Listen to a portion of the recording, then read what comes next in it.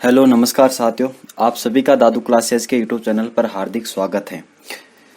तो चलिए फिर हमारी क्लास को शुरू कर रहे हैं। हम राजस्थान के दुर्ग पढ़ रहे हैं और आज हमारी ये थर्ड क्लास है। देखिए, आपके लिए आज का फर्स्ट क्वेश्चन है, महाराणा प्रताप की जन्मस्थली किस दुर्ग को कहा जाता है? इसका आंसर बताइए। हाँ, महाराणा प्रताप की जन्मस्थली किस दुर्ग को कहा जाता है? तो मैंने आपको बताया था कुंभलगढ़ दुर्ग, जब मैं पढ़ा रहा था तो उसमें मैंने बताया कि कटारगढ़ दुर्ग में बादल महल है और बादल महल के जनाना जो कक्ष है उसके जूनी कचहरी में जो है महाराणा प्रताप, वीर शिरोमणि महाराणा प्रताप का जन्म होता है 9 मई 1540 ईस्वी को, ज्येष्ठ शुक्ल तृतीया को। तो इसका सही आंसर होगा कुंभलगढ़। तो राणा प्रताप का जन्म 9 मई 1540 में कुंभलगढ़ दुर्ग के बादल महल में हुआ था। ठीक है, अगला क्वेश्चन, कुंभलगढ़ दुर्ग का शिल्पी कौन था? तो शिल्पी कौन था मैंने इसका बताया था, राणा कुंभा ने जो है इसका 1450 से 1458 और कहीं कहीं हमें 1443 से 1458 जो है समय काल मिलता है। उसमें जो है कुंभलगढ़ दुर्ग बनवाता है राणा कुंभा अपनी जो है पत्नी कुंभल मेरू के लिए, उसी के नाम पर कुंभलगढ़ रखता है। और इसका जो शिल्पी होता है ये कौन था? मंडन। तो इसका सही आंसर होगा हमारा मंडन जो है जरगा पहाड़ी पर जो इस दुर्ग का निर्माण करवाता है। कौन? राणा कुंभा। अगला क्वेश्चन, चित्तौड़गढ़ दुर्ग में तीसरा साका कब हुआ? तो अब ये हमारा क्वेश्चन आ गया चित्तौड़गढ़ दुर्ग से संबंधित। तो हम पहले पढ़ेंगे चित्तौड़गढ़ दुर्ग को, एकदम इसका पोस्टमार्टम करेंगे, हर एक चीज को हम यहाँ पर कवर करते हुए चलेंगे। तो इसका सही आंसर बताइए आप, चित्तौड़गढ़ दुर्ग का साका कब हुआ था? सोचिए आप इसका आंसर।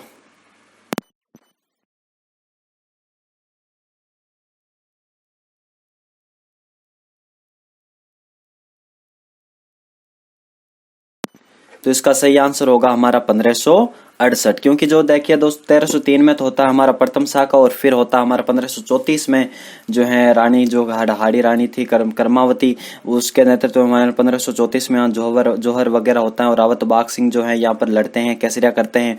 और फिर 1568 में जो है कल्ला राठौड़ जयमल जो हैं वो आते हैं और 1568 में जो है उनके नेतृत्व में यहाँ पर जो केसरिया होता है और फूल कंवर के नेतृत्व में यहाँ पर जौहर होता है। तो 1568 में जो है अकबर के आक्रमण के समय यहाँ पर तृतीय शाखा होता है। तो इसका सही आंसर होगा हमारा तृतीय शाखा होता है 1568 में। चित्तौड़गढ़ का तीसरा शाखा 1568 ईस्वी में अकबर के आक्रमण के समय हुआ। इस समय मेवाड़ के शासक हमारे उदय सिंह थे और जौहर किया था यहाँ पर फूल कंवर ने, लेकिन उदय सिंह को तो यहाँ से बचा कर ले जाया गया। और लेकिन जहाँ पर जो लड़े कौन थे यहाँ पर जयमल फत्ता और कल्ला राठौड़ जो है यहाँ पर लड़ते हुए वीर गति को प्राप्त हुए, जिनकी स्मृति में हमें चित्तौड़गढ़ दुर्ग में जो है पोलों पर हमें उनकी छतरियां वगैरह या फिर स्मारक जो है वहां पर बना हुआ है, जिनकी हम चर्चा आगे करेंगे। देखिए, ये हमारा भव्य चित्तौड़गढ़ है। ये गौमुख कुंड आपको दिखाई दे रहा है, ये स्नान कर रहे हैं लोग। तो इसमें ये हमारा विजय स्तंभ आपको दिखाई दे रहा। हम सारी चीजें यहाँ पर चित्तौड़गढ़ दुर्ग से संबंधित जितने भी एग्जाम में क्वेश्चन बन सकते हैं उन सब का हम यहाँ पर देखेंगे। ठीक है, तो देख लीजिए आप चित्तौड़गढ़ दुर्ग को, इसकी मतलब डूब जाए इसके दृश्य में और अपने इसको इस छवि को जो है अपने दिमाग में उतार लीजिए ताकि आप इसे कभी ना भूल पाए। देखिए, हम शुरू करने जा रहे हैं चित्तौड़गढ़ दुर्ग से संबंधित जो बातें। और अगर आपने ये मतलब कुछ चीजें जो आपने अपने नोट्स में नहीं लिखी हो तो आप अपने साथ में ऐड करते हुए चलिएगा और साथ में जो है पेन कॉपी लेकर के बैठिएगा। ठीक है, देखिए, चित्तौड़गढ़ दुर्ग का निर्माण किसने करवाया? तो आपको पता है कि मौर्य शासकों का जो यहाँ पर राज्य होता था और फिर 734 के बाद जो है गुहिल वंश का यहाँ पर अधिकार हो जाता है और जयद्रथ सिंह के नेतृत्व में यहाँ पर फिर राजधानी बन जाती है चित्तौड़गढ़। तो ये जो है इस प्रकार चित्तौड़गढ़ का इतिहास रहता है। तो यहाँ पर मौर्य जो शासकों ने यहाँ पर दुर्ग का निर्माण कराया था और चित्रांगद जो मौर्य आता है राजा का, कहीं आपको चित्रागंद चित्रंगंद कई नाम देखेंगे लेकिन यहाँ पर चित्रागंद ही मौर्य सही मानना है। यह प्रसिद्ध ग्रंथ जो है वीर विनोद जो कवि राजा श्यामल दास है उनके द्वारा रचित, उसके अनुसार यह कहा जाता है कि यह चित्रागंद मौर्य के द्वारा निर्मित है। कौन सा दुर्ग? चित्तौड़गढ़ का दुर्ग। चित्तौड़गढ़ जो है ये दुर्ग है, ये गंभीरी और जो बेड़च नदियां हैं उनके संगम पर स्थित है। यहाँ से गंभीरी आती है और यहाँ से जो है यहाँ से बेड़च आती है और यहाँ से गंभीरी जो नदी आती है और उनके जो संगम पर स्थित है। कौन सा दुर्ग? हमारा चित्तौड़गढ़ का दुर्ग।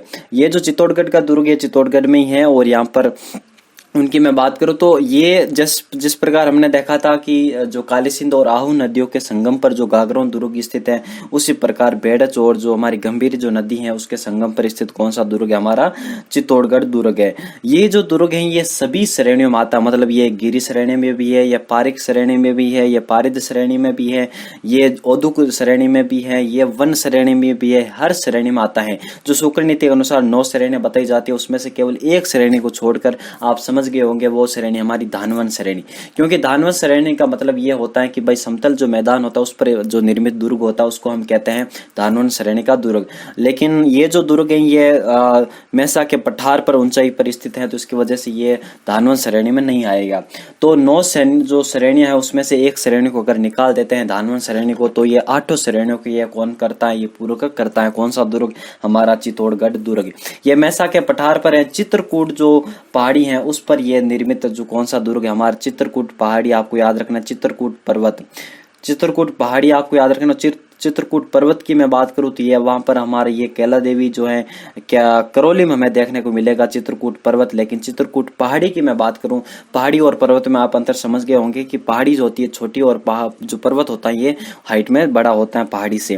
तो इस प्रकार 616 मीटर ऊंचे मेहसा पठार पर यह निर्मित दुर्ग है जो चित्रकूट पहाड़ी पर निर्मित दुर्ग है। तो ये हमने देखा कि यह कहाँ पर है और ये क्या क्या इसकी श्रेणियां हैं और किसने इसका निर्माण कराया। इसकी मैं बात करूं दोस्तों, हमें उपनाम देखते हैं और फिर यहाँ पर हम प्रवेश द्वार और जो मुख्य प्रवेश द्वार हैं, कितने यहाँ पर प्रवेश द्वार है और कौन कौन से प्रवेश द्वार या फिर जो पोल हैं उनको हमें याद रखना है। क्योंकि मैंने पिछले वीडियो में बताया था कि आपको चित्तौड़गढ़ दुर्ग से जो जितनी भी पोल है उनका आपको पता होना चाहिए, क्योंकि यहाँ से डेफिनेटली क्वेश्चन बन सकता है स्मारक को लेकर के। ये जो है इसके उपनाम की मैं बात करूं तो इस दुर्ग को कहा जाता है दुर्गों का सिरमौर। क्या कहा जाता है इसको? आप लिखिए अगर आपने नहीं लिखा इसमें, तो दुर्गों का सिरमौर जो कहा जाता है हमारा चित्तौड़गढ़ दुर्ग को कहा जाता है। राजस्थान का गौरव है ये कौन सा दुर्ग? चित्तौड़गढ़ का दुर्ग। मालवा का प्रवेश द्वार है। जिस प्रकार मरुस्थल का प्रवेश द्वार जोधपुर है उसी प्रकार मालवा अगर जाना है तो आपको चित्तौड़गढ़ से होकर गुजरना होगा और मालवा का प्रवेश द्वार कौन सा? हमारा चित्तौड़गढ़ दुर्ग।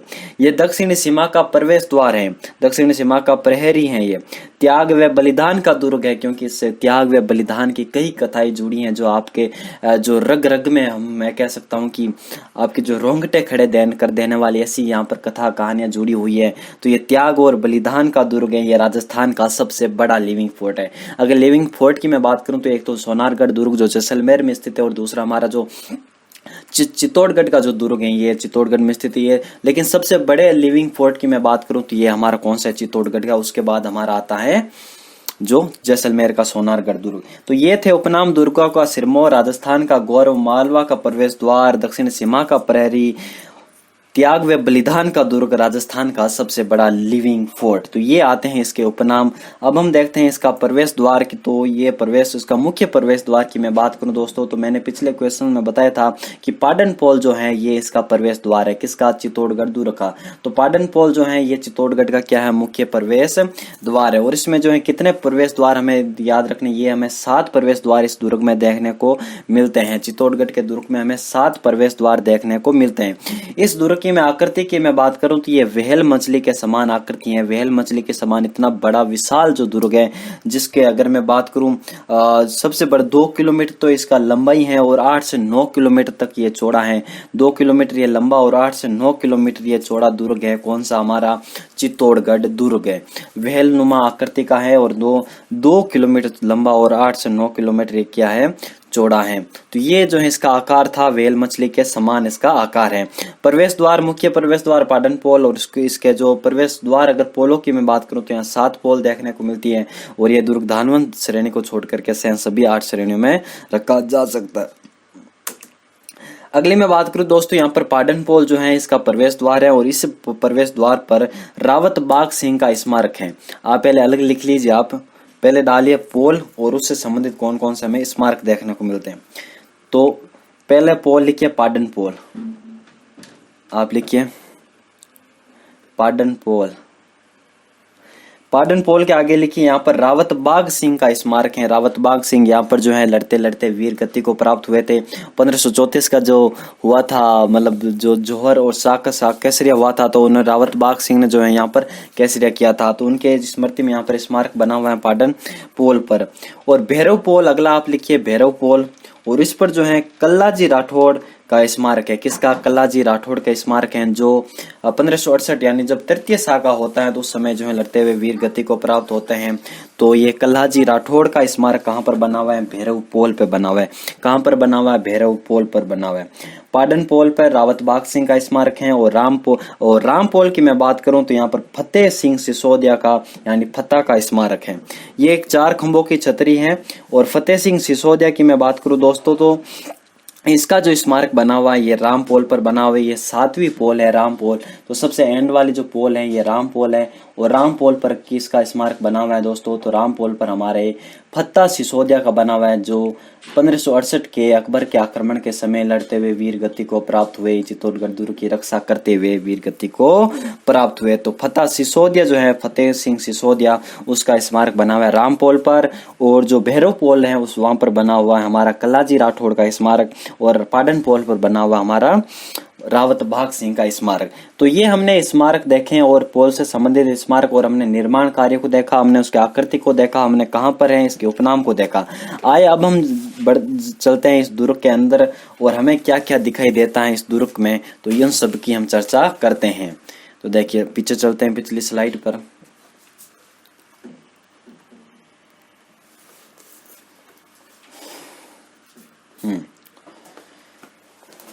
तो मैंने बताया था कि आपको जो है मेवाड़ के गुइल वंशीय शासक बप्पा रावल जो है इस मौर्य शासक मान मौर्य को परास्त करेंगे और 734 ईस्वी में इस दुर्ग पर अधिकार कर लेते हैं। और फिर जयद्रथ सिंह जो है चित्तौड़गढ़ को राजधानी बनाते हैं, क्योंकि इल्तुतमिश जब आक्रमण और भूताला का युद्ध होता है तो उस समय इल्तुतमिश जो है वो नागदा को जो है ध्वस्त कर देता है, राजधानी जो थी गुइल वंश की। उसके बाद जो है जयद्रथ सिंह यहाँ पर आ जाते हैं, कहाँ पर? चित्तौड़गढ़ आ जाते हैं और वहां पर अपनी राजधानी बना लेते हैं।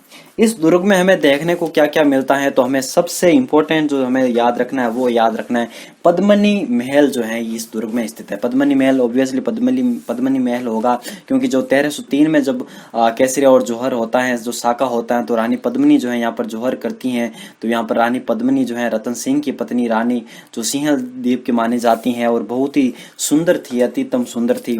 तो उसका जो महल बना हुआ है, कहाँ पर बना हुआ है? इस दुर्ग में बना हुआ है। यहाँ पर गोरा बादल महल है।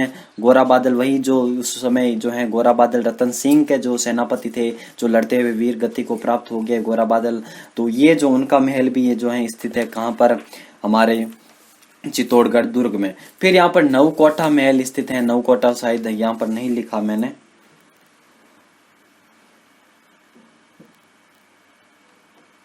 नवकोटा महल। नवलखा भंडार ये अलग है, यहाँ पर आप लिख लीजिए नवलखा नहीं नवकोटा।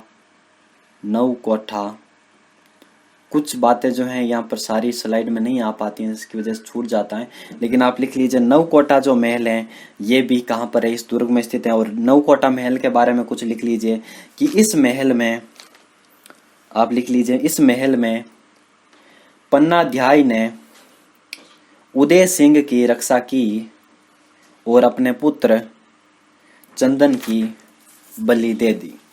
इस महल में ही पन्नाध्याय ने उदय सिंह की रक्षा की थी। जब बनवीर जो है जब मारने आता उदय सिंह को, तो पन्नाध्याय जो है अपने पुत्र को आगे करके उदय सिंह जो मेवाड़ का आगे होने वाला उत्तराधिकारी था उसको उन्होंने बचाया। तो ये त्याग और बलिदान की इससे बड़ा उदाहरण हमें कहाँ देखने को मिल सकता है। और नवकोटा महल की मैं बात करूं दोस्तों तो इसका निर्माण करवाया था राणा कुंभा ने, जो है इसका निर्माण करवाया था। राणा कुंभा अपने आप में बहुत ज्यादा, हर जगह राणा कुंभा के द्वारा ये निर्माण कार्य ये राणा कुंभा, क्योंकि उसने इतने तो दुर्गों का निर्माण कराया और ना जाने कितने महलों का उसने निर्माण कराया। तो नवकोटा महल का निर्माण भी राणा कुंभा करवाते हैं। यहाँ पर स्थित है उदय महल स्थित है। पहले महलों को देख लेते हैं। पद्मनी महल को देखा हमने, गोरा बादल महल को देखा हमने, नवकोटा महल को देखा, फिर यहाँ पर उदय महल आता है, फिर यहाँ पर आला हिंगाड़ू महल आता है। आला हिंगाड़ू महल आप इसके बारे में भी लिख लीजिए, आला हिंगाड़ू महल। और फिर इसमें जो है आता है हमारा भामाशाह महल, यहाँ पर स्थित है भामाशाह महल। और इसी में स्थित है हमारा मोती महल, इसी में स्थित है मोती महल। और फिर यहाँ पर स्थित है आंवला महल, यहाँ पर आंवला और टमकन महल। आंवला और टमकन महल भी किस में स्थित है? हमारे चित्तौड़गढ़ दुर्ग में स्थित है। तो आप लिख लीजिए आंवला और टमकन महल। आंवला और टमकन महल ये दोनों महल जो किसके द्वारा निर्मित है? राणा कुंभा के द्वारा निर्मित है। नवकोटा महल और आंवला महल और टमकन महल ये तीनों किसके द्वारा निर्मित है? राणा कुंभा के द्वारा निर्मित है। तो ये तो 7-8 जो महल है उनके बारे में हमें याद रखना है। फिर यहाँ पर मंदिर बहुत ज्यादा इंपॉर्टेंट, क्यों? क्योंकि यहाँ पर जो वही दुर्ग है जहाँ पर मीरा जो है कृष्ण भक्ति करती हैं। ये वही दुर्ग है जहाँ पर बनवीर की जो आराध्य देवी तुलजा भवानी का जो मंदिर है, ये वही देवी है, ये वही मंदिर है जहाँ पर कालिका माता मंदिर है जो सूर्य मंदिर है चित्तौड़गढ़ दुर्ग का। वो ये वही मंदिर है जहाँ पर सरकार चौरी मंदिर है जिसका निर्माण वेल का करवाता है और इसके बारे में ना जाने कितने एग्जामों में पूछा जाता है। तो मंदिरों की दृष्टि से चित्तौड़गढ़ दुर्ग बहुत ज्यादा इंपॉर्टेंट है। तो सबसे पहले आप लिखिए मीरा मंदिर के बारे में। मीरा मंदिर,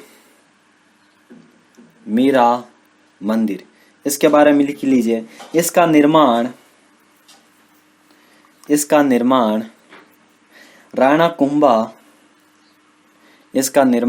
कुंभा करवाते हैं।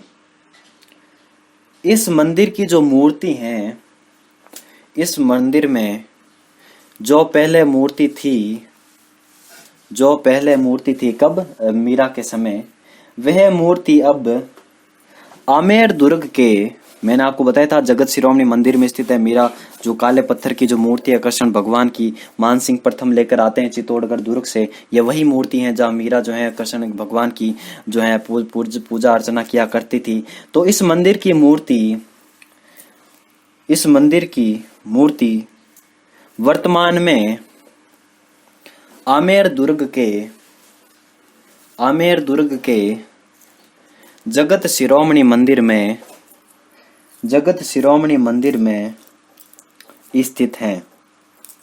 अगला मंदिर लिखिए आप तुलजा भवानी मंदिर। तुलजा माता नहीं, तुलजा भवानी मंदिर। इसका निर्माण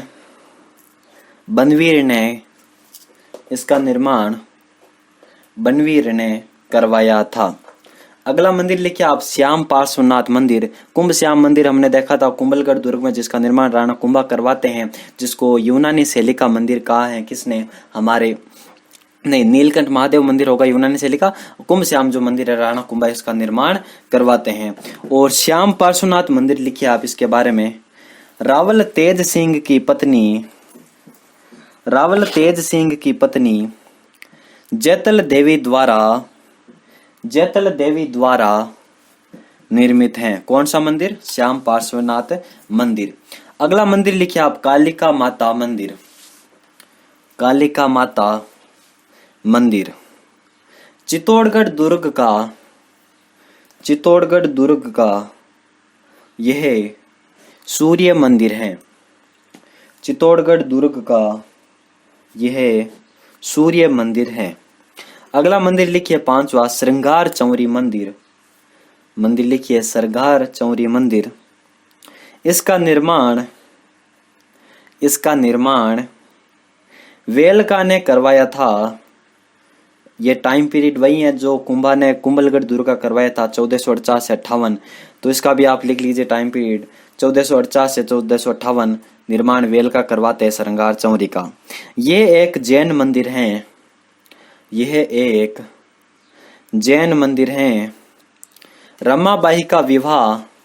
रमाबाई जो राणा कुंभा की बेटी थी, रमाबाई का विवाह मंडुलिक से इसी मंदिर में होता है, इसी जैन मंदिर में होता है। इसकी वजह से जो है इसको श्रृंगार चौरी मंदिर कहा जाता है। अगला मंदिर लिखिए आप सतबीस देवरी जैन मंदिर। सतबीस देवरी जैन मंदिर। 27 जो है मंदिर, छोटे छोटे मंदिर, उनका समूह है सतबीस देवरी जैन मंदिर। अगला है समिधेश्वर या फिर उसको मोकल मंदिर भी कहते हैं, क्योंकि इसका पुनर्निर्माण मोकल करवाते हैं। और इसका सही में जो वास्तविक निर्माण करता थे भोज परमार। जब यहाँ पर परमार भोज जो शासक है उनका आधिपत्य हो जाता है चित्तौड़गढ़ दुर्ग में, तो वहाँ जो भोज परमार है उनके द्वारा यहाँ पर दुर्ग का निर्माण करवाया जाता है, मंदिर का निर्माण करवाया जाता है, जिसका नाम है समिधेश्वर मंदिर। और फिर इसी में जो है मोकल इसका क्या करवाते हैं, पुनर्निर्माण करवाते हैं, जिसकी वजह से इसको जो मोकल मंदिर भी कहा जाता है।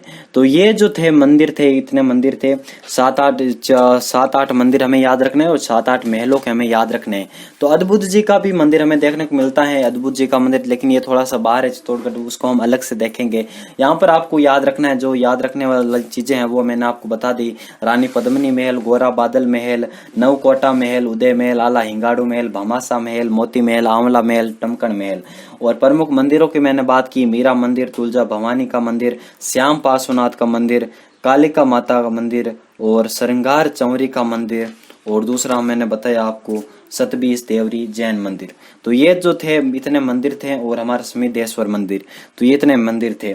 अब हम देखते हैं जो नवलखा या फिर जो नवकोटा भंडार जो है दोस्तों, नवलखा भंडार, नवकोटा महल अलग है लेकिन नवलखा जो भंडार है वो अलग है, ठीक है ना। नवकोटा महल का निर्माण राणा कुंभा करवाएंगे, लेकिन नवलखा जो भंडार है या फिर नवकोटा जो भंडार है उसका निर्माण बनवीर करेंगे। तो ये नवलखा भंडार ये अलग चीज है और नवकोटा महल अलग चीज था। तो नवलखा या फिर नवकोटा जो भंडार है उसके बारे में लिखिए। इसका निर्माण राणा कुंभा नहीं बनवीर के द्वारा, इसका निर्माण बनवीर के द्वारा, इसका निर्माण बनवीर के द्वारा करवाया जाता है। इसे चित्तौड़गढ़ का लघु दुर्ग कहा जाता है। जिस प्रकार कुंभलगढ़ का लघु दुर्ग हमने देखा था, जो हमारा था कटारगढ़ दुर्ग, उसी प्रकार चित्तौड़गढ़ का जो है लघु दुर्ग है कौन सा है हमारा, नवकोटा भंडार या फिर नवलखा भंडार। अब हम देखते हैं यहाँ पर कौन कौन से प्रमुख जो हैं जलाशय हैं, कौन कौन से जल के स्रोत हैं, तो वो भी हमें याद रखने हैं। जिस प्रकार हमने कुंभलगढ़ में देखा था कौन कौन से जलाशय हैं, फिर जिस प्रकार हमने तारागढ़ अजमेर में देखा था कौन कौन से यहाँ पर स्रोत हैं जलाशय, रणथंभौर दुर्ग में देखा था, तो उसी प्रकार चित्तौड़गढ़ दुर्ग में भी जलाशय हैं, 3-4 जलाशय जिनका आपको याद रखना है। सबसे पहला था हमारा घी तेल बावड़ी, ये कहाँ पर स्थित है, चित्तौड़गढ़ दुर्ग में स्थित है। तो आप लिखिए प्रमुख जलाशय हेडिंग डाल के लिखिए। सबसे पहले लिखिए घी तेल बावड़ी, घी तेल बावड़ी, घी तेल बावड़ी। दूसरा लिखिए भीमलत कुंड, भीमलत कुंड, भीमलत कुंड। तीसरा लिखिए रत्नेश्वर तालाब, रत्नेश्वर तालाब, रत्नेश्वर तालाब। फिर लिखिए गोसुंडा की या फिर गोसुंडी की बावड़ी, गोसुंडी की बावड़ी, गोसुंडी की बावड़ी लिखिए आप इसके नीचे। राहीमल की पत्नी, जिसका निर्माण राहीमल की पत्नी श्रृंगार देवी करवाएगी। श्रृंगार देवी यही जोधा की पुत्री जो थी, आमल बामल की जो संधि होती है 1453 में राव जोधा और जो हमारे राणा कुंभा के मध्य जो संधि होती है हंसाबाई के जो है समझौते से यहाँ पर सोजत को मध्य रखकर, और उसके बाद जो है राव जोधा अपनी पुत्री श्रृंगार देवी का विवाह करवाते हैं रायमल से।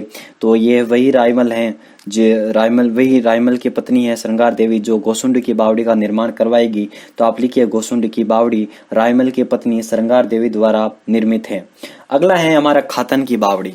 तो खातन की बावड़ी, घी तेल बावड़ी, भीमलत बावड़ी या भीमलत कुंड, रत्नेश्वर तालाब और गोसुंडी की बावड़ी है जलाशय के स्रोत है। कहाँ पर, ये यहाँ पर गोमुख कुंड भी स्थित है, गोमुख कुंड भी आप लिख लीजिए, इसी दुर्ग में स्थित है, चित्तौड़गढ़ दुर्ग में।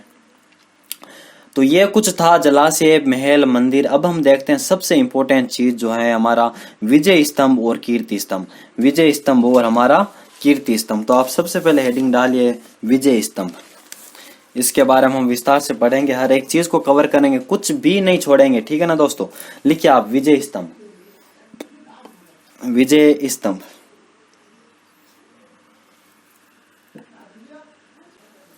तो लिखिए आप विजय स्तंभ के बारे में। इसका निर्माण राणा कुंभा करवाते हैं। विजय स्तंभ का निर्माण को किसके द्वारा करवाया जाता है, राणा कुंभा के द्वारा। क्यों करवाया जाता है, सारंगपुर का युद्ध होता है 1437 में और उस युद्ध में राणा कुंभा हरा देते हैं महमूद खिलजी को। तो उसी की जो है याद में, उसी की जश्न में, उसी की जो है खुशी में यहाँ पर विजय स्तंभ का निर्माण होता है। इसका निर्माण होता है 1440 से 1448 ईस्वी में। 1440 ईस्वी से लेकर 1448 ईस्वी के मध्य राणा जो है विजय स्तंभ का क्या होता है, निर्माण होता है। इसके वास्तुकार की मैं बात करूं दोस्तों, तो हमें वास्तुकार में जेता, नाथा, पोमा और पूंजा ऐसे नाम देखने को मिलते हैं। 3-4 नाम आपको याद रखने, मैंने शायद इसके बारे में यहाँ पर नहीं लिखा है, चलिए कोई बात नहीं, आप लिख लीजिए। जेता आप जानते होंगे वैसे इसके बारे में, जेता नाथा। वैसे इसका अगला क्वेश्चन ये इसके संदर्भ में होगा कि भाई इसके जो हैं कौन कौन से शिल्पी थे।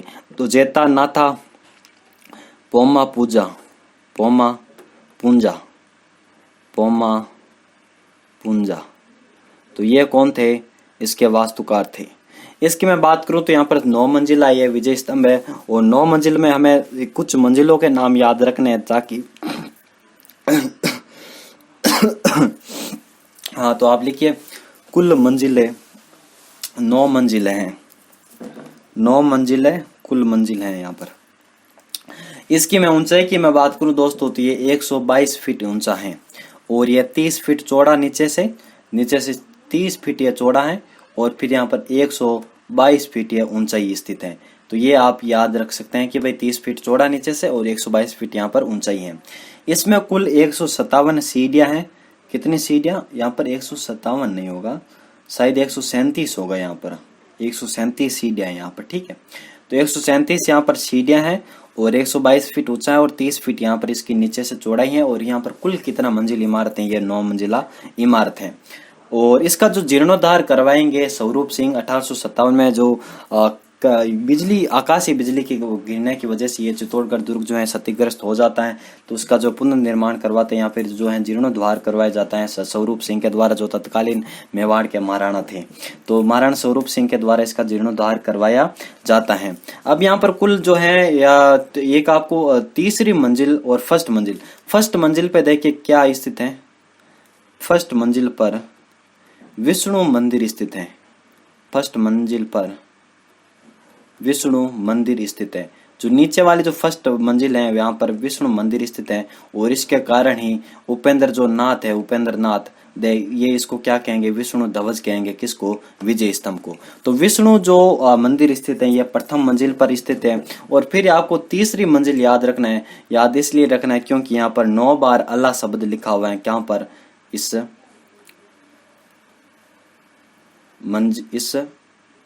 जो हमारी विजय स्तंभ है उसकी तीसरी मंजिल पर 9 बार अल्लाह जो शब्द लिखा हो, तो 3 3 9 होता है, तो वैसे आप रख सकते हैं कि एक गुणज है 9 3 का, तो यहाँ पर तीसरी मंजिल पर 9 बार अल्लाह शब्द रखा हुआ है। फर्स्ट मंजिल पर पहले हम भगवान को पूछते हैं, तो यहाँ पर विष्णु मंदिर होगा, और 9वीं मंजिल पर जो है यहाँ पर कीर्ति स्तंभ है, और 8वीं मंजिल एकमात्र ऐसी मंजिल है जहाँ पर किसी भी प्रकार की कोई मूर्ति नहीं है, क्योंकि इस जो इमारत है ये विजय स्तंभ, इस पर बहुत ज्यादा मूर्तियां हैं, और इसके कारण इसको क्या कहा जाएगा, हिंदू प्रतिमा शास्त्र की अनुपम निधि कहा जाएगा इसको, या फिर इसको हम कह सकते हैं कि मूर्ति कला का जो है अनुपम उसको कहा जाएगा।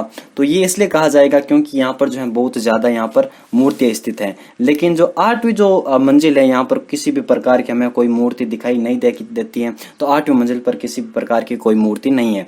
प्रथम मंजिल पर विष्णु मंदिर स्थित है, और तीसरी मंजिल पर 9 बार अल्लाह शब्द लिखा हुआ। 8वीं मंजिल किसी भी प्रकार की कोई मूर्ति नहीं है, और 9वीं मंजिल पर हमें कीर्ति स्तंभ प्रशस्ति देखने को मिलती है। कीर्ति स्तंभ प्रशस्ति देखने को मिलती है कहां पर, हमें 9वीं मंजिल पर। अगला देख लीजिए, अगला हम चर्चा करते हैं कि भाई विजय स्तंभ को के बारे में किसने क्या उपाधि दी है। तो ये जो है आजकल ऐसे क्वेश्चन पूछने लगे हैं कि भाई इसके बारे में जो है इसके बारे में इस जो इतिहासकार ने क्या कहा, या फिर इतिहासकार ने ये कथन किस इमारत के बारे में कहा, तो ये आपको डेफिनेटली पता होना चाहिए। तो सबसे पहले तो होगा यहाँ पर बहुत ज्यादा मूर्तियां हैं, विभिन्न प्रकार की मूर्तियां, तो इसके कारण इसको मूर्तियों का अजायब घर कहा जाता है। वे भारतीय मूर्ति कला का विश्व कोश कहा जाता है। किसको, जो विजय स्तंभ है हमारा, उसको भारतीय मूर्ति कला का विश्व कोश, और मूर्तियों को जो अजायब घर है वो कहा जाता है, विजय स्तंभ को कहा जाता है। और ये जो विजय स्तंभ है ये कुतुब मीनार से श्रेष्ठ है, ऐसा कहने वाले व्यक्ति कौन थे, जेम्स टोड थे। जेम्स टोड ने यह कहा कि भाई क्या कुतुब मीनार है, अगर देखनी है आपको तो ये विजय स्तंभ को देखे, कितना भव्य दृश्य इसका बनता है। तो उन्होंने जो है कर्नल जेम्स टोड ने विजय स्तंभ को कुतुब मीनार से श्रेष्ठ बताया है। और फर्ग्यूसन जो आते हैं वो फर्ग्यूसन कहते हैं कि विजय स्तंभ जो है ये रोम के टार्जन जो टावर है उसके समान है। रोम का जो टार्जन टावर है उसके समान है। कौन, जो हमारा जो विजय स्तंभ। तो यहाँ पर इंग्लैंड नहीं होगा, ये रोम होगा। तो तो रोम के टार्जन टावर के समान है कौन सा विजय स्तंभ, ये ऐसा कहने वाले जो कौन थे, फर्ग्यूसन थे। आगे उपेंद्र नाथ दे आते हैं, और उपेंद्र नाथ जो इसको विष्णु ध्वज कहते हैं, इसलिए कहते हैं क्योंकि प्रथम जो मंजिल है यहाँ पर विष्णु जो मंदिर स्थित होने के कारण इसको विष्णु ध्वज कहते हैं। फिर यहाँ पर डॉक्टर सीमा राठौड़ आती है और ये कहती हैं कि नहीं, ये तो विजय स्तंभ को संगीत की भव्य चित्रशाला है। किसकी चित्रशाला है? संगीत की भव्य चित्रशाला। मैंने इसके बारे में शायद नहीं लिखा है तो आप लिख लीजिए, संगीत की भव्य चित्रशाला ऐसा कहने वाले कौन सी थी? तो ये डॉक्टर सीमा राठौड़ जो हैं ये कहती हैं कि भाई विजय स्तंभ ये संगीत की भव्य चित्रशाला है। तो संगीता नहीं, सीमा जो राठौड़ है, सीमा राठौड़, सॉरी संगीता ऐसे निकल गया, तो सीमा जो राठौड़ है ये कहती हैं कि ये भव्य चित्रशाला है। किसकी? संगीत की भव्य चित्रशाला है। विजय स्तंभ को भव्य चित्रशाला संगीत की उपाधि देने वाली कौन थी? तो ये डॉक्टर सीमा राठौड़ थी। उपेंद्र नाथ ने इसको विष्णु ध्वज का, फर्ग्यूसन ने इसको रोम के टार्जन टावर से इसके समान बताया, और कर्नल जेम्स टोड ने कुतुब मीनार से इसको श्रेष्ठ बताया। और फिर यहाँ पर गोपीनाथ शर्मा आते हैं। गोपीनाथ शर्मा कहते हैं विजय स्तंभ लोक जीवन का रंगमंच है। किसका रंगमंच है? लोक जीवन का रंगमंच है, ऐसा कहने वाले गोपीनाथ शर्मा है। और फिर आते हैं हमारे जो आरपी जो व्यास हैं, वो कहते हैं कि भाई ये हिंदू देवी देवताओं के प्रतिमा शास्त्र की अनुपम निधि है। हिंदू जो देवी देवता है उनके प्रतिमा शास्त्र यानी मूर्ति जो शास्त्र है उसकी अनुपम निधि है, क्योंकि यहाँ पर बहुत ज्यादा मूर्तियां लगी हुई है। केवल 8वीं मंजिल को छोड़ दें तो हमें बहुत ज्यादा हमें मूर्तियां दिखाई देती हैं। तो आरपी व्यास ने जो है हिंदू देवी देवताओं के प्रतिमा शास्त्र के यहाँ पर अनुपम निधि कहा है विजय स्तंभ को। फिर यहाँ पर जो है गौरीशंकर हीराचंद ओझा आते हैं और ये कहते हैं कि मूर्ति कला की अनुपम निधि है अथवा विश्व कोश है। कौन कहते हैं ऐसा कहने वाले हमारे गौरीशंकर हीराचंद ओझा थे। तो कीर्ति स्तंभ की रचना, जो कीर्ति स्तंभ हमें देखने को मिलेगी 9वीं मंजिल पर, जिसकी रचना अत्रि करेंगे। उसके बाद में इसको पुत्र जो होगा महेश भट्ट वो इसको पूर्ण करेगा। तो उसको तो हम चर्चा करेंगे जब हम इस प्रशस्तियां वगैरह पढ़ेंगे तब।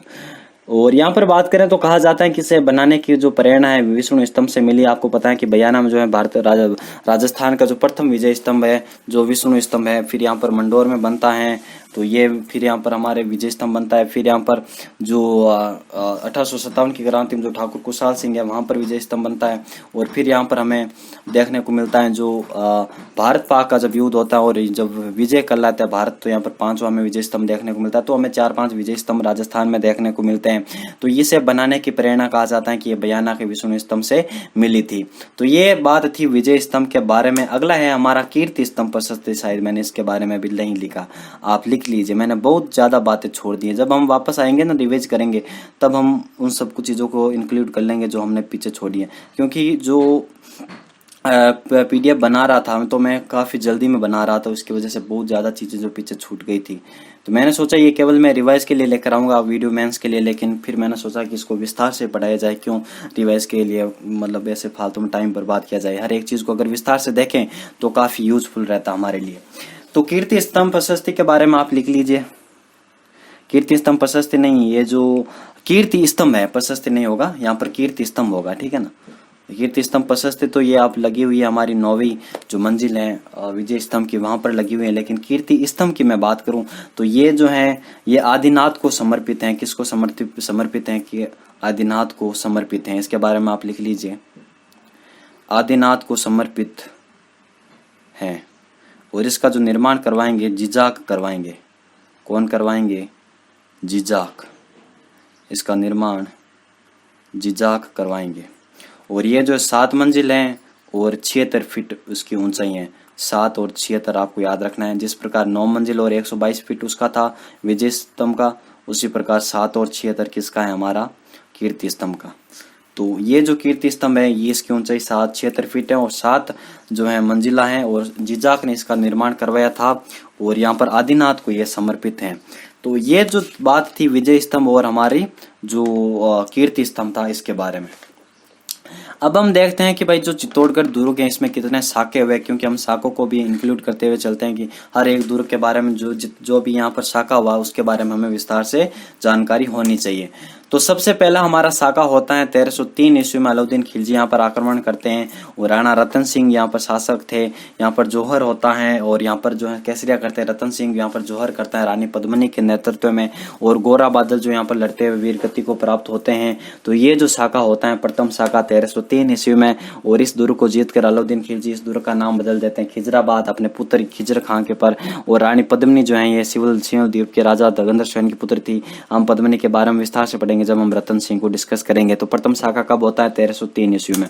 द्वितीय शाखा होता है दोस्तों 1535 ईस्वी में, जब बहादुर शाह जो गुजरात के सुल्तान थे वो आक्रमण करेंगे और वहां पर तत्कालीन शासक थे विक्रमादित्य, और जौहर किया जाता है रानी कर्मावती के नेतृत्व में, और केसरिया किया जाता है देवलिया के रावत बाघ सिंह के नेतृत्व में। बाघ सिंह के बारे में हमने देखा था पाडन पोल पर इसका स्मारक बना हुआ है।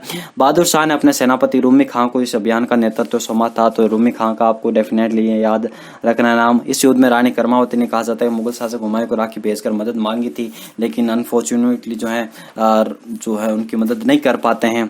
तो उसकी वजह से जो है यहाँ पर साका होता है और जौहर वगैरह होता है केसरिया वगैरह।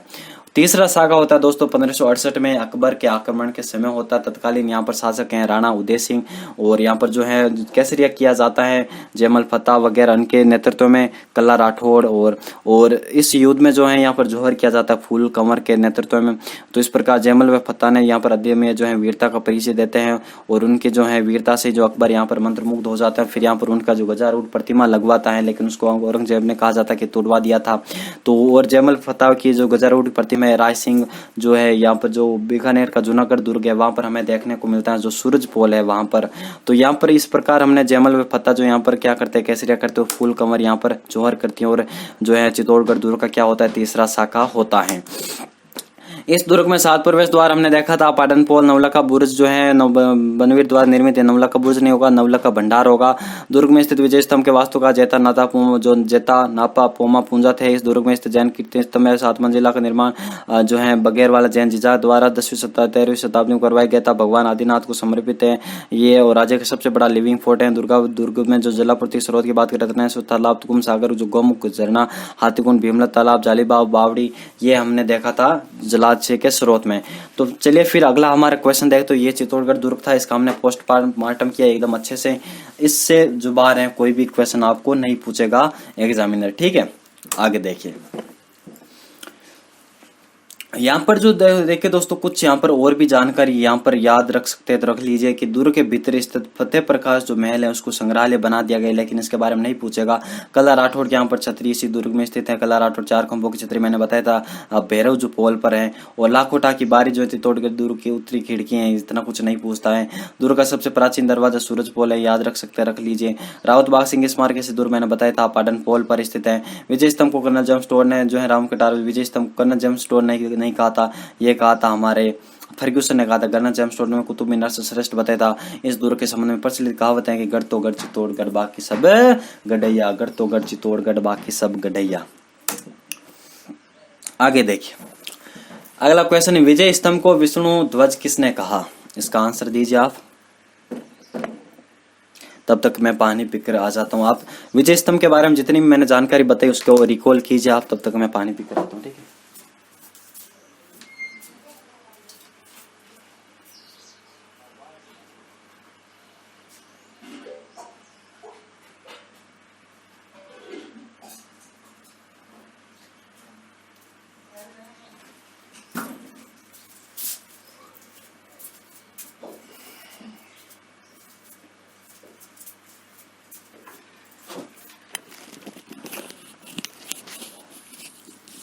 तो इस प्रकार इसका सही आंसर क्या होगा हमारा? विजय स्तंभ को विष्णु ध्वज कहा था उपेंद्र नाथ दे ने, क्योंकि यहाँ पर प्रथम मंजिल पर विष्णु मंदिर स्थित है। तो प्रथम मंजिल पर भगवान विष्णु का मंदिर होने के कारण इस जो उपेंद्र नाथ है उन्होंने इस विजय स्तंभ को क्या कहा था? विजय स्तंभ या फिर विष्णु ध्वज कहा था। अगला है हमारा भरतपुर शासकों का राज तिलक कहाँ किया जाता था? तो अब हम पढ़ेंगे लोहागढ़ दुर्ग के बारे में, हर एक चीज को विस्तार से देखेंगे। तो लोहागढ़ दुर्ग के बारे में पढ़ेंगे तो आपको इसका आंसर देना कि भरतपुर शासकों का राज तिलक कहाँ किया जाता था। तो भरतपुर शासकों का राज तिलक किया जाता था जवाहर बुर्ज में। इसका निर्माण करवाते हैं जवाहर सिंह। दिल्ली विजय जब करते हैं तो उसकी स्मृति में जवाहर बुर्ज का निर्माण करवाते हैं जवाहर सिंह, और इसी में जो है भरतपुर शासकों का क्या होता था, राज तिलक होता था। भरतपुर शासकों का क्या होता था, राज तिलक होता था। तो अब हम देखेंगे भरतपुर का जो दुर्ग है लोहागढ़ दुर्ग, उसके बारे में हर एक चीज को पढ़ेंगे।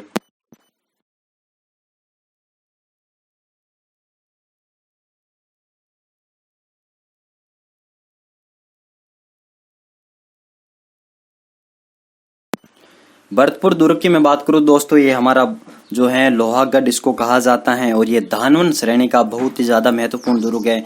और इसके हम कह सकते हैं कि अंग्रेजों ने भी इसको जीत नहीं पाए थे। ये अजय दुर्ग है, इसको विजय, इस पर जीत करना आसान नहीं है। तो अजय दुर्ग जो है वो लोहागढ़ का दुर्ग है। इसका निर्माण की मैं बात करूं तो कहा जाता है कि इसका रुस्तम जाट जो है इसका निर्माण करवाते हैं, प्रारंभिक निर्माण। लेकिन वास्तविक जो निर्माता थे, जो आज स्वरूप हम देखते हैं, तो ये 1733 ईस्वी में जाट राजा सूरजमल, जो जिनको जाटों को प्लेटू कहा जाता है, अफलातून कहा जाता है, तो सूरजमल के द्वारा इसका निर्माण करवाया जाता है 1733 ईस्वी में। इसकी मैं श्रेणी की बात करूं तो यहाँ पर पारीक श्रेणी आता है, क्योंकि इस दुर्ग के चारों ओर गहरी खाई होने की वजह से इसको पारीक श्रेणी का बहुत अच्छा दुर्ग माना जाता है। पारीक श्रेणी का अगर हम अच्छा उदाहरण दे सकते हैं तो हम भरतपुर का जो लोहागढ़ दुर्ग है उसके बारे में हम दे सकते हैं इसका उदाहरण। इसका प्रवेश द्वार जो दोस्तों है ये लोहिया द्वार है, लोहिया पोल। इसका प्रवेश द्वार कौन सा है, लोहिया पोल। आप लिख लीजिए, इसका प्रवेश द्वार लोहिया पोल है। प्रवेश द्वार लोहिया पोल, प्रवेश द्वार लोहिया पोल किसका, भरतपुर के लोहागढ़ दुर्ग का। लोहागढ़ लोहिया, तो आप याद करने में कोई तकलीफ नहीं होगी। तो इसका निर्माण रुस्तम जाट करवाते हैं, लेकिन वास्तविक निर्माता इसके 1733 में जाट राजा सूरजमल थे। और श्रेणी की मैंने बात की पारीक श्रेणी, और प्रवेश द्वार की बात की तो लोहिया पोल। इसके उपनाम की मैं बात करूं दोस्तों तो इसको पूर्वी सीमा का प्रहरी कहा जाता है। क्या कहा जाता है इसको, पूर्वी सीमा का प्रहरी कहा जाता है। किसको, हमारे लोहागढ़ दुर्ग को पूर्वी सीमा का प्रहरी कहा जाता है। किसको, लोहागढ़ दुर्ग को। इसको राजस्थान का अजय दुर्ग कहा जाता है। इसके बारे में भी आप लिख लीजिए, राजस्थान का अजय दुर्ग जो है लोहागढ़ भरतपुर को कहा जाता है। इसमें जो है जलाशय या फिर हम कह सकते हैं कि जो पानी की जो व्यवस्था की गई है दोस्तों, तो यहाँ पर मोती झील से की गई है। मोती झील आपको पता है कि यहाँ पर जो कौन सी नदी गिरती है, यहाँ पर जो रूपारेल जो नदी है, जिसको भरतपुर में जो वराह नदी कहा जाता है या फिर लसावरी ऐसा कुछ नाम है। भरतपुर में इसका अलग नाम है और अलवर में इसका अलग नाम है। सही में इसका रूपारेल ये जो मोती झील में आकर गिरती है, तो उसी मोती झील से यहाँ पर सुजान गंगा जो नहर निकाली गई है, और उस नहर से भरतपुर दुर्ग में क्या करवाया जाता है, जलाशय की व्यवस्था की जाती हैं। तो सुजान गंगा जो नहर है उससे उसके क्या किया जाता है कि जो लोहागढ़ जो दुर्ग है वहां पर जल की आपूर्ति की जाती है। तो ये जो है मोती झील से इसकी जो है क्या की जाती है, नहर के द्वारा यहाँ पर आपूर्ति की जाती है पानी की। और इसमें जो प्रमुख महलों की हम बात करूं दोस्तों तो यहाँ पर दादी माँ का महल यहाँ पर जब बहुत ज्यादा इंपॉर्टेंट है, तो आप लिखिए इसके बारे में। मैंने शायद इसमें कुछ बहुत ज्यादा चीजें यहाँ पर छोड़ दी है मैंने, तो कोई नहीं, आप इसके बारे में अलग से लिख लीजिए। मैं अगली आप जब PDF में दूंगा ना, तब आप ये सारी चीजें ऐड कर लूंगा, जो भी चीजें मैंने छोड़ी हैं पीछे, ठीक है। आप लिखिए महल, लोहागढ़ दुर्ग के महल। सबसे पहले लिखिए दादी माँ का महल। इनके बारे में हमें ज्यादा डिस्क्रिप्शन नहीं देना, क्योंकि बहुत ज्यादा मेल हो जाएंगे, 100-200 मेल हो जाएंगे। और इनके बारे में डिस्क्रिप्शन बैठने मतलब पढ़ने लगे तो बहुत ज्यादा चीजें पीछे छूट जाएगी, ठीक है ना। तो दादी माँ का महल केवल याद होना चाहिए कि भाई हाँ ये महल कहाँ पर स्थित है। अगर आपने ये भी याद कर लिया ना, ये महलों की जगह, तो भी आप मेंस वगैरह RS वगैरह ये भी जो है क्वालिफाई कर सकते हैं, क्योंकि इससे ज्यादा कुछ मतलब इतना गहराई में नहीं पूछा जाता कभी भी। तो दादी माँ का महल जो है कहाँ पर स्थित है, लोहागढ़ दुर्ग में स्थित है। और दूसरा महल लिखिए आप किशोरी माँ का महल। दादी माँ, किशोरी माँ, और तो आप याद रख सकते हैं किशोरी दादी थी जो लोहागढ़ दुर्ग में रहती थी, तो किशोरी दादी या फिर किशोरी महल या किशोरी माँ महल और दादी माँ महल। तो ये जो दो महल दादी माँ और किशोरी माँ किससे संबंधित है। और तीसरा हमें देखने को मिलता है यहाँ पर वजीर कोठी का, वजीर कोठी। तो वजीर कोठी भी कहाँ पर है, ये लोहागढ़ दुर्ग में स्थित है।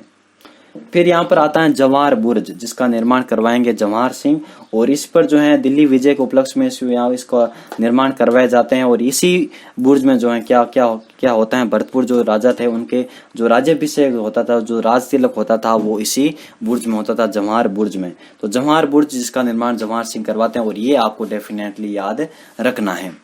ये आप देख सकते हैं कि यहाँ पर कौन कौन से महल हैं, जैसे कि वजीर कोठी का महल, किशोरी माँ का महल, और दरबार खास वगैरह सब में होते हैं। दरबार खास, ठीक है ना, दरबार खास वगैरह, दीवाने खास, दीवाने आम। लेकिन जो विशेषकर याद रखना था दीवाने खास, दीवाने आम, मैंने आपको बताया था जब आमेर का दुर्ग हमने देखा था, दर्पण धाम जो कवि बिहारी ने कहा था। तो ये कुछ ऐसे हमें याद रखना है। यहाँ पर हमें भरतपुर अगर लोहागढ़ दुर्ग से महल अगर पूछेगा तो ये दादी माँ का महल, वजीर कोठी, किशोरी माँ का महल, और जवाहर जो बुर्ज है उसी के बारे में पूछेगा। यहाँ पर कुछ हमें मंदिर देखने को मिलते हैं दोस्तों, क्योंकि यहाँ पर एकमात्र ऐसा मंदिर है जो लक्ष्मण का मंदिर है, यानी राम के भाई का। और ये कहाँ पर, ये लोहागढ़ दुर्ग में स्थित है, जो राजस्थान का एकमात्र मंदिर है, लक्ष्मण मंदिर। तो आप इसके बारे में लिखिए कि जो मंदिर है लक्ष्मण मंदिर, राजस्थान का एकमात्र मंदिर जो लोहागढ़ भरतपुर दुर्ग में स्थित है, लोहागढ़ दुर्ग में स्थित है। यहाँ पर बिहारी जी का भी मंदिर देखने को मिलता है, और यहाँ पर हमें जामा मस्जिद देखने को मिलती है, भरतपुर की जामा मस्जिद। और यहाँ पर गंगा मंदिर हमें देखने को मिलता है। गंगा मंदिर, यहाँ पर बहुत बड़ा मेला भी भरा जाता है, तो यहाँ पर मेला भी लगता है गंगा माँ का। तो गंगा माँ जो है, गंगा मंदिर भी देखने को मिलता है, जामा मस्जिद यहाँ पर है, और यहाँ पर जो है लक्ष्मण मंदिर है। तो यहाँ पर कुछ ऐसे मंदिरों के नाम याद रखना है। यहाँ पर दोस्तों 13 बार जो है या इस दुर्ग पर हमला किया था अंग्रेजों ने। तो यहाँ पर 13 बार अंग्रेजों ने यहाँ पर हमला किया था, लेकिन ये जो है दुर्ग जो है कभी अंग्रेज जीत नहीं पाए थे। ना तो अंग्रेज जीत पाए थे और ना ही ये मुगल जीत पाए थे, तभी तो इसको राजस्थान का अजय दुर्ग कहा जाता है। अजय मैरो अलग है और अजय अलग है, ठीक है ना। वो अजय है, अजय जिसको जीता ना जा सकता, और वो अजय मैरू है। तो ये अजय जो है अजयता के लिए प्रसिद्ध है, और यहाँ पर जो है इसको कभी जीता नहीं गया था। तो आप लिखिए 13 बार जो अंग्रेजों ने यहाँ पर हमले किए थे इस दुर्ग पर, और 1805 से लेकर के 1806 तक यहाँ पर हमला करते हैं।